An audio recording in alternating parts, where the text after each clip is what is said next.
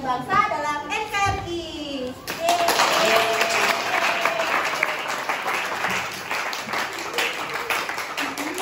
Jadi kalian bakal lihat gimana sih materi yang bakal kita bawain, dan jangan lupa disimak ya, karena kita bakal punya games yang seru dan juga menarik. Jangan lupa simak ya teman-teman. Selamat nonton.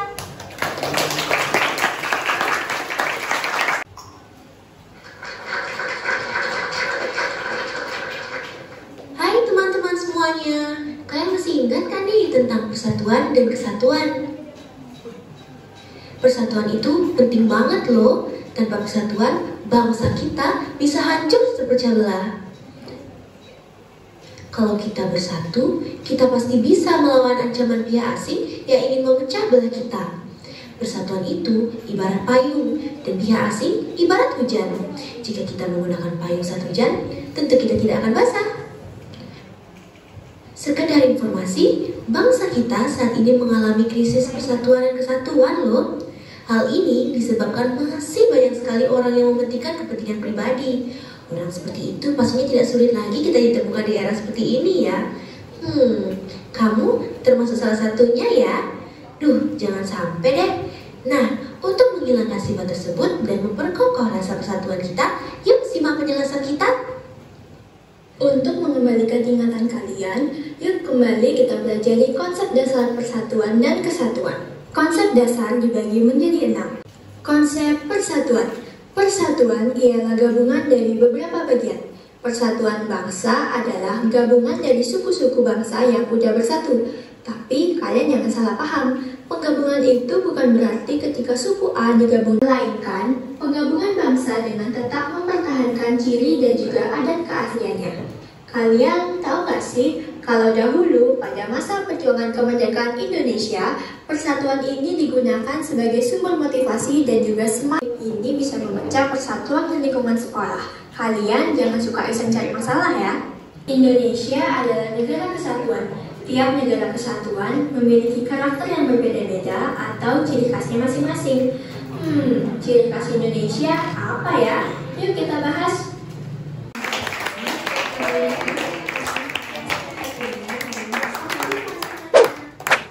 Nah, itu dia tadi teman-teman materi yang udah kita presentasiin. Seru apa nggak tadi materinya? Seru!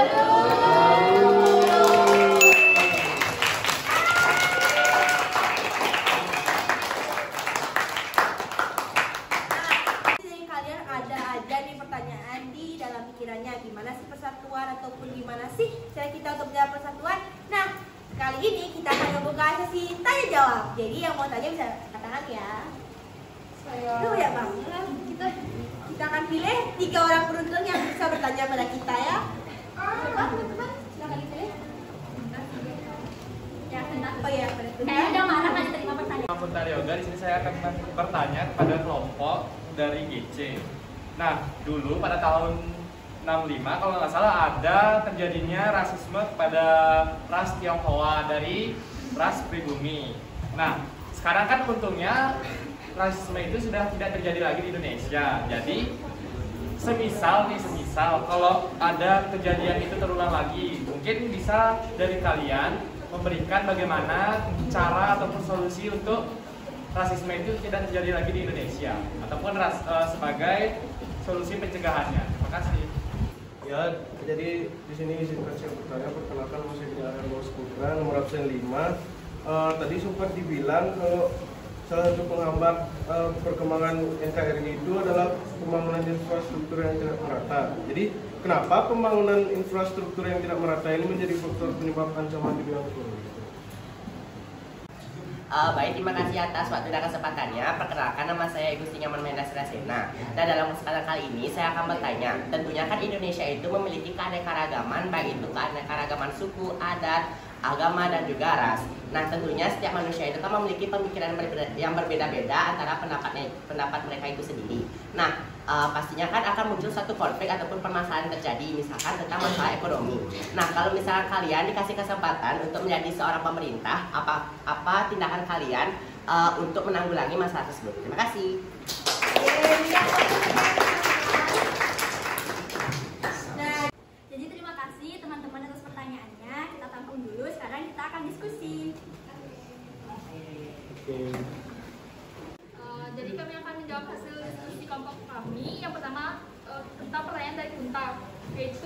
solusi untuk pencegahan supaya tidak terjadi rasisme. Nah, yang pertama itu pasti kita akan menghindari pertengkaran tersebut supaya tidak jadi pertikaian. Dan menanggapi orang seperti itu juga pasti akan memicu masalah. Yang kedua, membuat bukti-bukti perlakuan mereka agar nanti kita bisa melaporkannya. Yang ketiga, introspeksi diri. Mungkin saja hal itu terjadi karena perlakuan kita sendiri yang menyebabkan orang lain mengejek agama kita. Yang keempat, melaporkannya kepada pihak yang berwajib, kayak seperti Kominfo. Nah, kalau terjadi lagi ya seperti tahun 1965, kayaknya nggak kecil kemungkinan akan terjadinya karena sekarang itu ada undang-undang yang mengatur, yaitu nomor 4.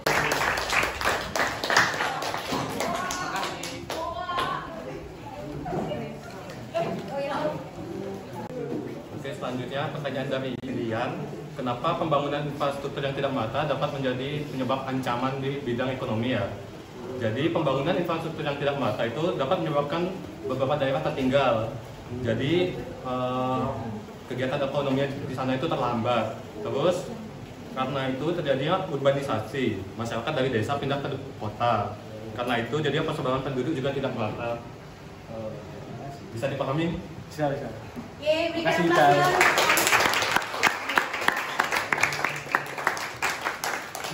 Nah, jadi kali ini aku akan menjawab pertanyaan dari Gus Mahendra. Nah, jadi tadi Mahendra bertanya, kenapa sih kita itu bisa ada keberagaman ekonomi pada masyarakat? Nah, jadi keberagaman ekonomi itu adalah salah satu contoh keberagaman yang ada di masyarakat yang bisa saja sering menyebabkan diskriminasi atau cemoohan. Misalnya, teman kita ada ekonominya yang lebih naik, terus ada temannya yang ekonominya lebih turun, itu kan kadang diejek itu, miskin, kamu miskin gitu kan ya, tapi itu sebenarnya nggak boleh. Nah, apa aja sih faktornya? Pertama, itu tuh bisa terjadi gara-gara ada penghasilan yang berbeda, habis ada gaya hidup, dan juga situasi ekonomi orang yang berbeda-beda. Nah, gimana sih cara kita untuk menanggulangi ataupun menghentikan sikap diskriminasi dari masalah ekonomi ini? Nah, jadi ada dua cara yang bisa kita lihat, yaitu dari segi government maupun pemerintah dan juga dari kita sebagai individual. Yang pertama itu dari pemerintah, kita bisa membuka lapangan kerja yang lebih. Jadi ekonomi setiap orang itu bisa terbantu walaupun tidak banyak, setidaknya dapat terbantu. Lalu yang nomor dua, mengajak masyarakat untuk saling bahu-membahu dan juga gotong royong untuk membantu ekonomi teman-temannya. Lalu yang ketiga, meminta kepada masyarakatnya ekonominya lebih bisa untuk tepat membayar pajak agar nanti pemerintah di masa depan bisa buat program-program baru untuk membantu masyarakat yang kurang mampu seperti KIS, KBS, BPJS, dan juga beasiswa kepada masyarakat ataupun murid-murid yang berprestasi. Lalu dari kita sebagai warga individual bisa melakukan 3 hal ini, yaitu yang pertama menghargai dan juga tidak sombong akan kekayaan yang kita miliki. Lalu yang nomor 2, ikut membantu perekonomian dengan cara ikut gotong royong. Nomor 3, ikut menghargai dan juga menyayangi teman-teman sekitar. Bisa diterima, Gusma? Terima kasih teman-teman.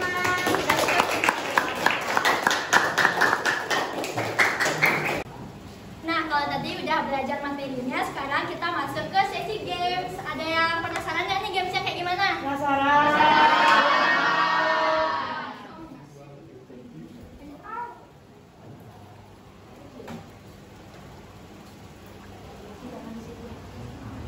Nah, kalian bisa lihat di depan, ini tata cara permainannya, tapi akan saya bacakan lagi. Yang pertama, tiap kelompok akan diberi file berisi kasus beserta clue yang harus dipecahkan. Kemudian yang kedua, akan diberikan waktu 15 menit, yang di depan diralat ya, 15 menit untuk menjawab dan juga memecahkan pertanyaan.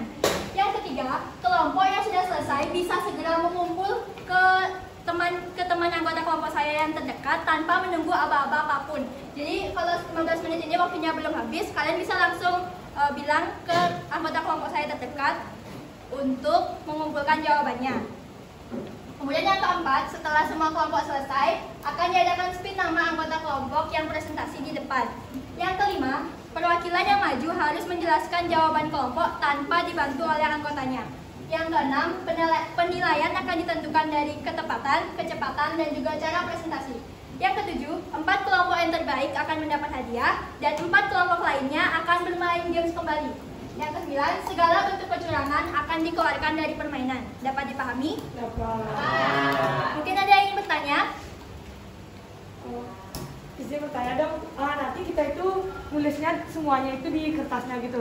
Ya. Nanti di presentasinya itu boleh dibaca nanti di kertas itu. Boleh. Pertanyaannya ini. Jadi di sini ada contoh kasus 2. Di sini ada pertanyaannya. Kalian harus menjawab semua pertanyaan yang ada di sini. Boleh jawab singkat terlebih dahulu. Nanti di depan baru akan dijelaskan sejelas-jelas mungkin.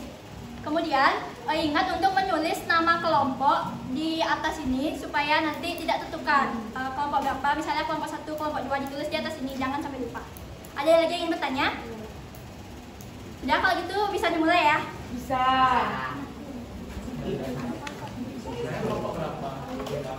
Lihat, semua adalah clue, tetapi tidak semua clue adalah benar.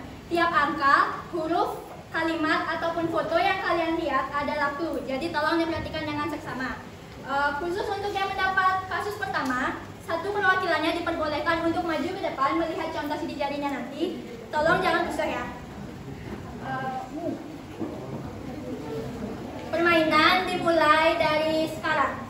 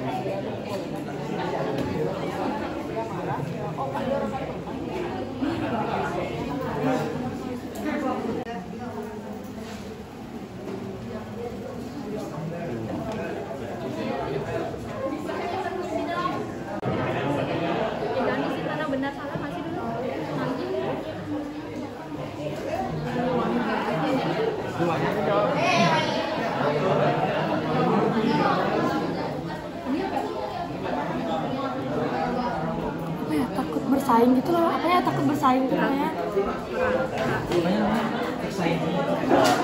Iya, tidak bersaing. Dia bunuh.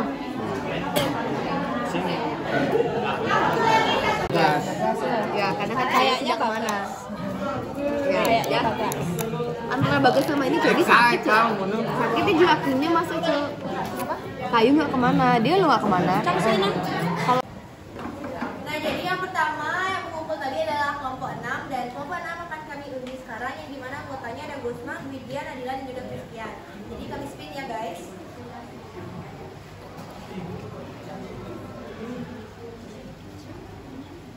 Congratulations to Dwidya sebagai presentatornya.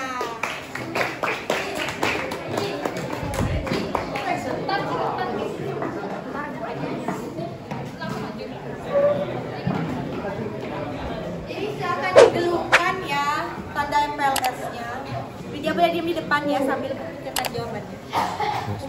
Lanjut kepada kelompok 2 yang mengirimkan tugas tercepat, yaitu ada kelompok 1 yaitu anggotanya Laksmi, Eka, Farel, Devi, dan juga Yunia. Jadi kami spin ya guys. Sudah? 1, 2, 3. Congrats to Chandra. Yeay.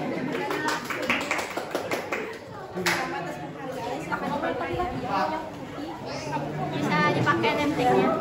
Nah, selanjutnya yang kelompok tercepat ketiga yaitu kelompok 8 akan kami spin sekarang ya. Anggotanya ada Gesin, Ferdi, Billy, dan juga Alia. 3, 2, 1.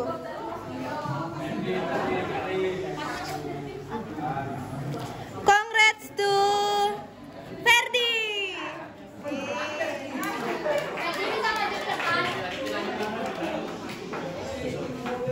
Selanjutnya yang tercepat adalah kelompok 3 yang beranggotakan Indi, Kelvin, dan juga Nita. Akan kami spin sekarang ya. 1, 2, 3.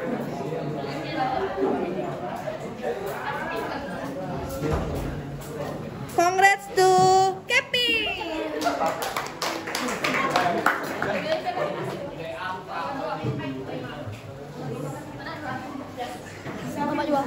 Selanjutnya ada kelompok 2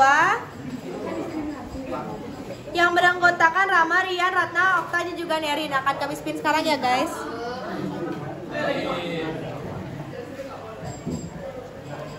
Congrats to Oktarina.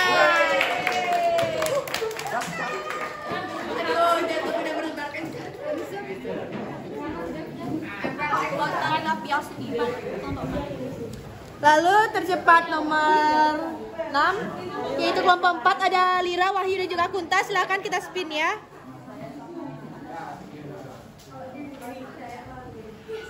Congrats to Lira. Sisa 2 kelompok lagi. Untuk kelompok 5 ada Rika, Satria, dan juga Fatma. Kami spin ya guys. Kayaknya nggak bakal dapet Fatma deh. Congrats to Arika.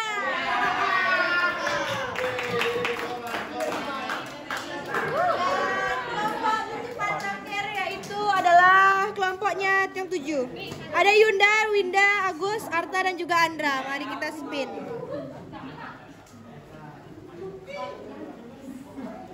Congrats to Andra.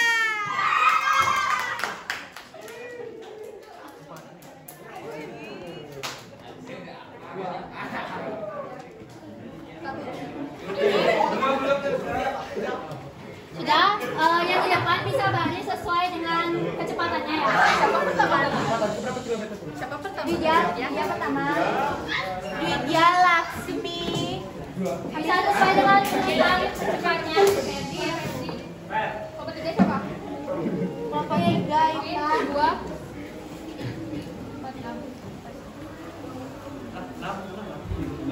Ada yang dari detektif 1 boleh minggir sedikit ya, mau highlight si Udin ya. Nah jadi untuk kelompoknya Udin alias detektif berapa? Detektif 6 bisa memberikan argumentasinya dan juga mempresentasikan hasil otopsinya. Terima kasih. Jadi saya perwakilan dari kelompok 6 menemukan pembunuh yang sebenarnya yaitu Winda. Jadi di tersangka sini ada Agus, Rama, Winda, dan Rifata. Sebenarnya kami mencurigakan Agus dan Winda. Nah di sini kepribadian Agus itu pemarah, keras kepala, pendendam, dan suka bersosialisasi. Sedangkan Winda pendiam, mudah emosi, dan mudah terbujuk. Selanjutnya di sini kami menemukan bahwa Winda lah pelaku yang sebenarnya. Selanjutnya di identifikasi kasus. Di clue kedua kami menemukan bahwa sidik jari pelaku yaitu Winda. Ada ini. Karena di sini sidik jari pelakunya Winda itu terlihat jelas dari belakang. Nah, sidik jarinya Winda itu ada 2 di sini dapat. Di sini juga kelihatan di sini sidik jarinya Winda. Sedangkan Agus itu terlalu rapat dan Winda agak longgar gitu. Selanjutnya identifikasi kasus di atas mengenai masalah itu ada diskriminasi agama. Karena di sini Bima bercanda menjurus ke agama yang membuat rumah ibadah dekat warung sebagai candaan. Selanjutnya ada bagaimana cara kalian mengatasi masalah agar tidak terjadi, yaitu saling menghormati. Ya, jadi jawabannya bisa dikip dulu. Boleh beri aplaus. Bisa dijelaskan secara singkat, padat, dan juga jelas. Lihat waktu juga lagi sebentar ya sayang. Good. Oke, jadi di sini saya perwakilan kelompok 1 mendapatkan kasus 1. Jadi untuk pembunuhnya ini adalah Winda. Nah, kenapa kita bisa menyimpulkan kalau pembunuhnya Winda? Nah, yang pertama dari alibi Winda. Dia bilang, saya hanya pergi ke toilet sebentar lalu kembali mengambil kunci dan pergi karena saya melihat Rama dan Agus sudah pergi. Nah, logikanya toilet itu kan pasti ada di belakang ya, nggak mungkin dia ada di depan warung gitu kan. Jadi kalau misalnya dia ingin menyusul Rama sama Agus, pasti dia lewat ke depan. Jadi pasti dia harusnya ngeliat Bima mungkin yang udah tergeletak di sana. Lalu di sini di clue 1 juga ada menyebutkan bahwa salah satu temannya masuk ke dalam warung berniat baik untuk mengambilkan minuman Bima. Jadi kami berasumsi sebenarnya Winda itu tidak ke toilet. Jadi dialah yang mengambil minumannya si Bima itu lalu meracuni si Bima itu. Juga untuk di clue 2 itu kan ada sidik jari. Jadi kami mengidentifikasinya kalau sidik jari yang ditemukan ini, yang ini itu adalah sidik jarinya si Winda. Nah, kenapa sih si Winda ini membunuh Bima? Nah, karena Bima ini dia tuh menjelekkan salah satu tempat ibadah yang berada di sekitar tempat itu. Jadi Winda yang di mana dia adalah penganut agama tersebut merasa tersinggung, yang akhirnya ia pun emosi dan akhirnya membunuh Bima. Nah, bagaimana cara untuk menang? Dari pembunuh yang sebenarnya menurut kami adalah Winda. Kenapa? Dari identifikasi kasus di atas mengenai masalahnya adalah kita menemukan kata kuncinya adalah saat Winda kembali mengambil kunci dan pergi karena saya melihat lama. Nah, dari situ saya teringat lagi kasus yang dulu ya, Wayan Mirna. Nah, hampir mirip kasus-kasusnya. Dan dari clue kedua, sidik jarinya hampir mirip dengan sidik jari Winda. Bagaimana cara kalian mengulangi masalah tersebut agar tidak terjadi lagi? Menurut saya dengan menjaga sikap dan kata-kata, karena mulutmu adalah harimaumu. Pentingnya kita toleransi umat beragama. Itu sih. Selanjutnya dari kelompok 3. Jadi untuk kelompok 3 mendapat kasus nomor 2. Untuk yang para pembunuhnya itu Dani dibunuh oleh Ariel. Kenapa? Karena dari laporan investigasi Ariel hanya diam di rumah. Ketika mendengar kebijakan dari pemerintah, dia marah. Lalu untuk dari clue-nya juga dari pisau yang digunakan untuk membunuh korban terukir ukiran angka dan tanda seperti L, I, P dan huruf 4. Nomor 4. Jika itu dibaca secara terbalik akan membentuk kata Ariel.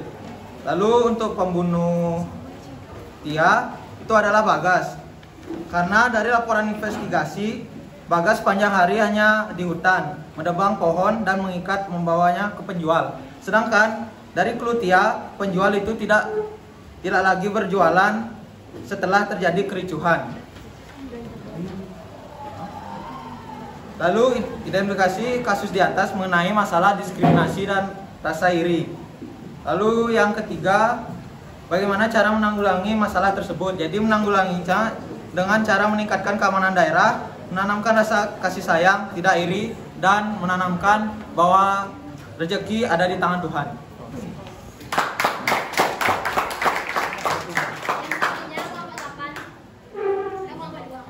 Baik, dari saya sendiri, pembunuh dari Dani adalah Ariel dan pembunuh dari Tia adalah Bagas.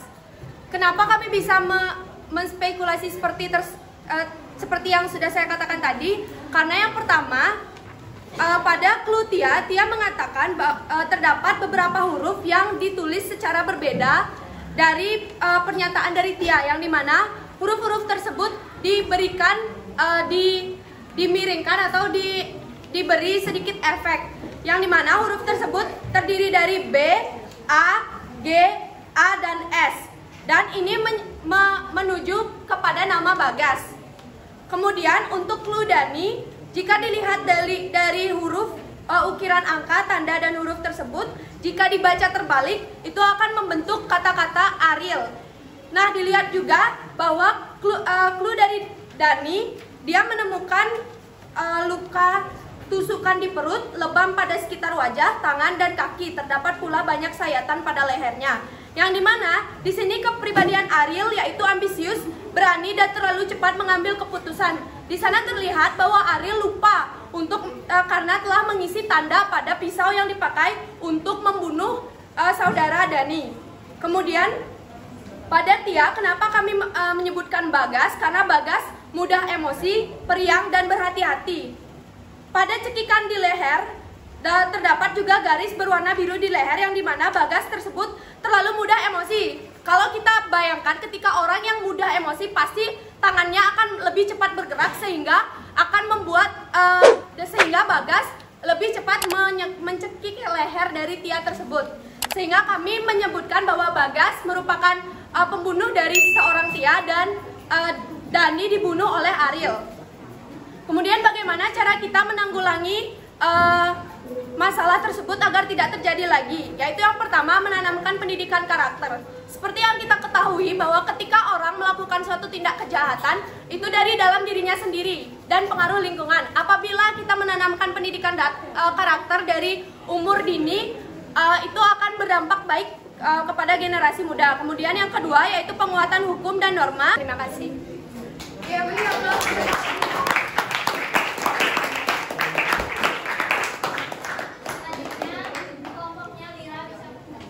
Oke, di sini saya perwakilan dari kelompok 4. Saya mendapatkan kasus 2.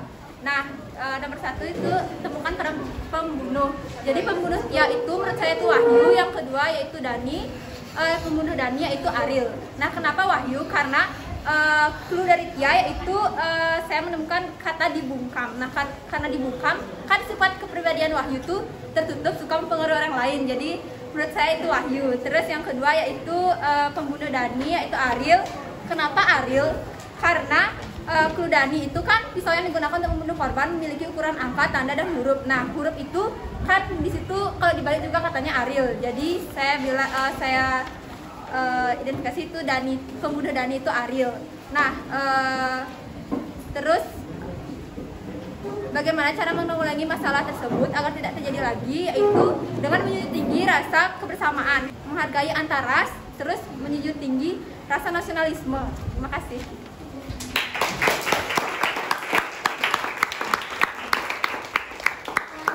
Yang terakhir kita dengar jawaban dari kelompok yang terakhir yaitu kelompok 7. Silakan. Ya, selamat pagi. Saya perwakilan dari kelompok 7 ingin membahas tentang kasus 1. Menyimpulkan bahwa pembunuhnya adalah Winda. Kenapa? Dikarenakan pada di clue pertama dijelaskan bahwa setelah diberikan Bima salah satu temannya masuk ke dalam warung berniat baik untuk mengambil minuman Bima.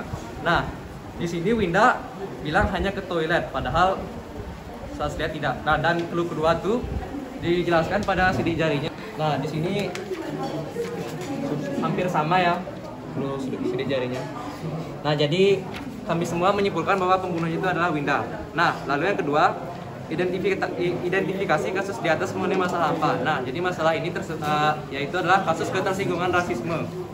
Ya, lalu yang ketiga adalah bagaimana cara kalian menanggulangi masalah tersebut. Nah, dengan cara yaitu adalah memberikan hukuman pada pembunuh sesuai dengan pasal pembunuhan dan memberikan penyuluhan atau selalu mengingatkan masyarakat betapa pentingnya toleransi dalam menghargai sesama.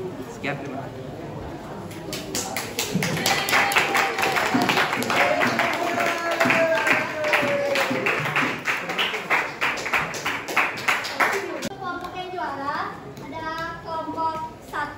Kelompok 6, kelompok 2, dan kelompok 3.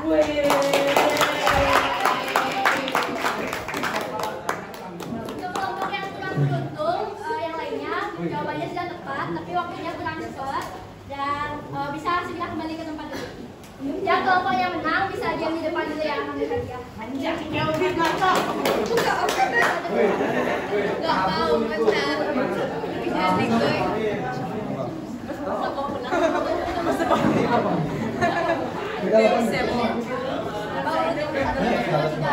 Satu, 6, 2, 3.